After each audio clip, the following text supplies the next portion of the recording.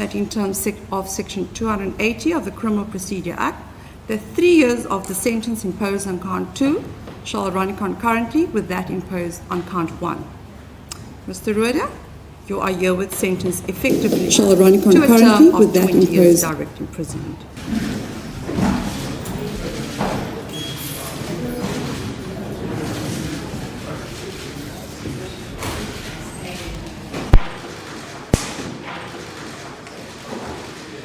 This is a true crime story, one that will blow your mind.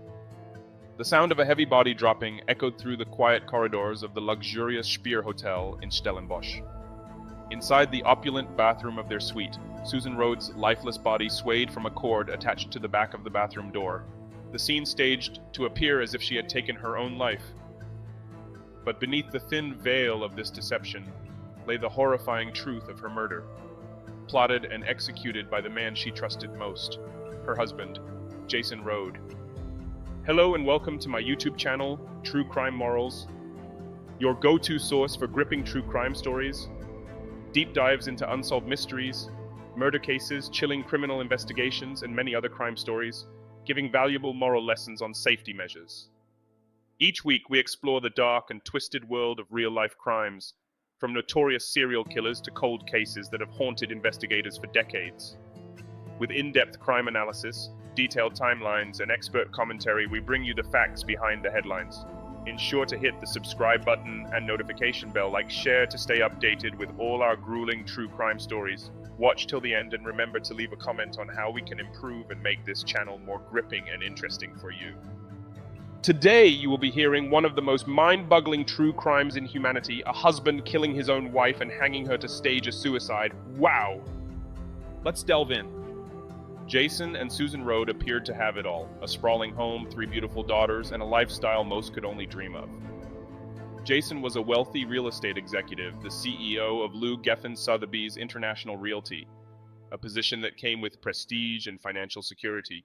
Susan, a devoted mother and homemaker, was known for her warmth and dedication to her family. Together, they projected an image of success and stability. But beneath the surface, cracks in their seemingly perfect marriage began to show. Jason's high-profile career demanded long hours and frequent travel, leaving Susan feeling isolated and increasingly suspicious of her husband's fidelity. Her instincts weren't wrong. Jason was having an affair with a colleague, Jolene Altersky, a relationship that Susan had discovered months before the murder. This discovery plunged their marriage into chaos, with Susan growing more vocal about her pain and Jason becoming more desperate to maintain control over both his marriage and his illicit relationship. On the weekend of July 23rd, 2016, Jason and Susan attended a Sotheby's work conference at the luxurious Speer wine farm in Stellenbosch. The setting was idyllic, with vineyards stretching as far as the eye could see, but tensions between the couple simmered beneath the surface. Susan was acutely aware of Jolene's presence at the event, and arguments between the couple erupted throughout the weekend. In the early hours of July 24th, after a heated confrontation in their hotel room, Jason's carefully constructed facade cracked. According to the court's findings, Jason attacked Susan in a fit of rage. He used his bare hands to smother and strangle her, exerting force on her chest so violently that it broke her ribs. Susan struggled, clawing at him in a desperate attempt to free herself. But Jason's strength overwhelmed her. The act was brutal, personal, and deliberate. Once Susan was dead, Jason set about staging the scene to make it look like she had died by suicide. He hung her body from the bathroom door using an electrical cord, positioning it in a way he thought would convince investigators. Jason then calmly cleaned himself up and went about the morning as if nothing had happened, later claiming to have discovered Susan's body himself. When police arrived at the scene, Jason's demeanor raised immediate suspicion. While he feigned shock and grief, his behavior was curiously detached, and his version of events failed to align with the evidence. A post-mortem examination would ultimately uncover the gruesome details he sought to hide. The autopsy revealed that Susan had not died by hanging. The ligature marks around her neck were inconsistent with those of a hanging death and pointed instead to strangulation.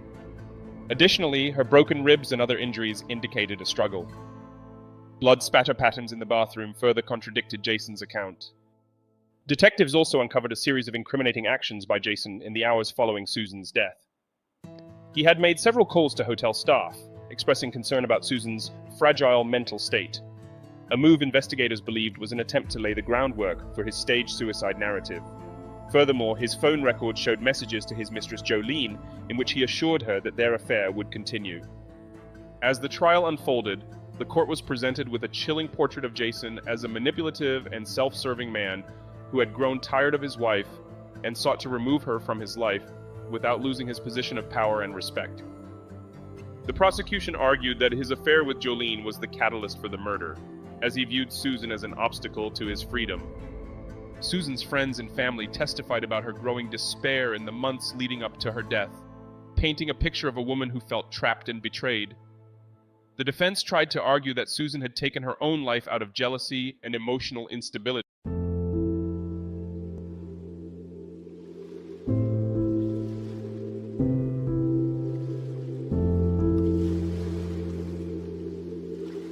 I was then awoken by Susan, and she had her cell phone in her right hand, and she said, "Look what your fucking whore has sent me." And she showed me her phone to the right-hand side. The message said, "Wash your mouth out," which Jolene had sent to Sue during the course of the evening. I said to her, "Susan," my words to her were, "Susan, I'm done. I'm absolutely done. When we get back to Joburg, we're going to sort this out, but I'm absolutely done with this marriage." She just looked at me. I can't remember what she said in reply, and I remember I rolled over and I saw her walk towards the bathroom, and I heard the bathroom door slam. I fell back to sleep. I woke up a little time after that. I went to the bathroom. I tried the bathroom door, and the bathroom door was locked. I remember I phoned her, and I could hear the phone ringing, and it rang a couple of